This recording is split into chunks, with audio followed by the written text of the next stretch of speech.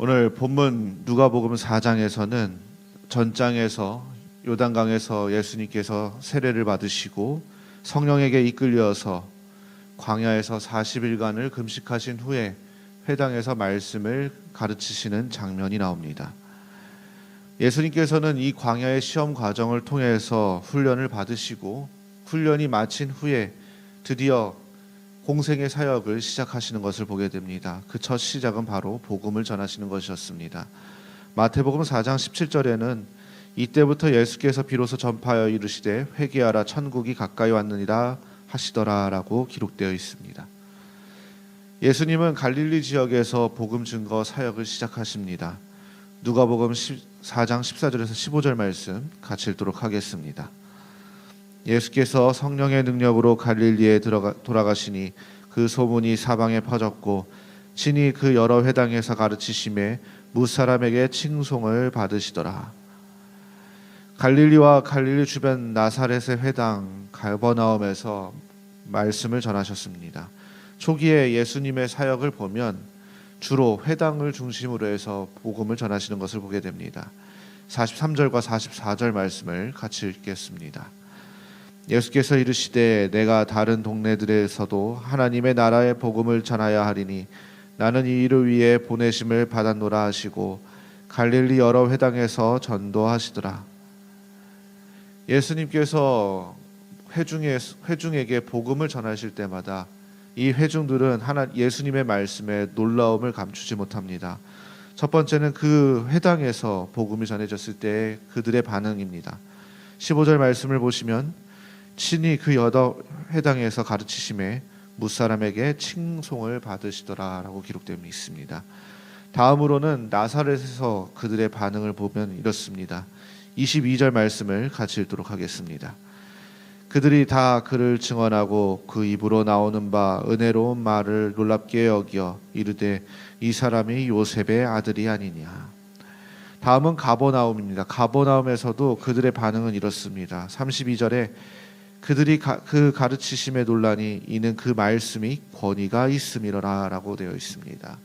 마지막으로는 귀신들도 예수님의 그 말씀의 권위에 놀랐음을 보게 됩니다. 36절과 37절 말씀을 같이 읽겠습니다. 다 놀라 서로 말하여 이르되 이 어떠한 말씀인고 권위와 능력으로 더러운 귀신을 명함에 나가는도다 하더라. 이에 예수의 소문이 그 근처 사방에 퍼지니라. 이렇게 예수님의 권위의 말씀에 놀란 사람들은 예수님에 대한 소문을 주변에 내기 시작합니다. 그런데 반면에 예수님의 이 사역에 놀랍지 않게 여겼던 이들이 있음을 보게 됩니다. 바로 예수님의 고향인 나사렛 사람들이었습니다. 그들은 예수님의 말씀의 권위를 인정하고 깨닫지 못하고 도리어 예수님을 죽이려 했던 모습을 보게 됩니다. 28절과 29절 말씀을 같이 읽겠습니다.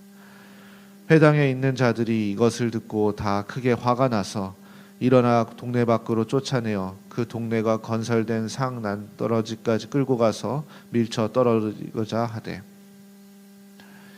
이처럼 고향 나사렛 사람들의 핍박이 있었음에도 불구하고 예수님은 이 핍박에 대해서 담대하셨고 계속 복음을 전하셨습니다. 그것은 그 40일간의 광야의 시험을 통과하셨기에 그 핍박에 담대하게 설 수 있으셨던 것입니다.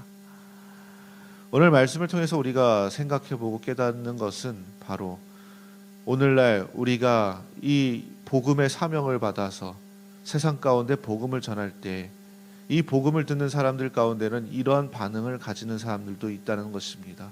복음을 들었을 때 놀랍게 여기는 사람들, 또한 그 복음의 권위를 인정하는 사람들도 있는 반면에 예수님의 고향 나사렛 사람들처럼 그 복음이 전파되었을 때 복음을 받아들이지 않을 뿐만 아니라 그 복음의 분노를 감추지 못하며 분노하는 사람들이 있다는 것입니다.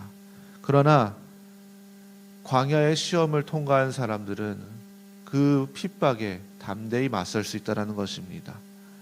특별히 예수님을 믿고 고난의 길을 걷는 우리에게 그 시험을 받는 것, 그것은 우리에게 절대 두려움이 될 수 없습니다. 시험에 이긴 사람은 이러한 모든 핍박을 이겨낼 수 있는 힘을 얻게 됩니다. 그리고 그 가운데 하나님의 능력을 체험할 수 있게 됩니다. 그렇게 세상에서 승리하는 주의 백성이 되시기 바랍니다. 특별히 이 모든 광야의 시험의 여정을 우리는 모두 겪고 있습니다. 그 모든 시험의 과정 가운데 분명히 하나님께서 승리의 힘을 허락하실 것입니다.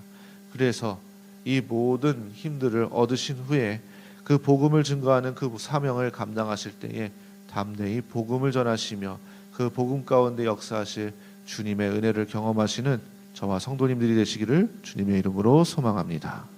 오늘 주신 말씀 묵상하시면서 함께 기도하시겠습니다.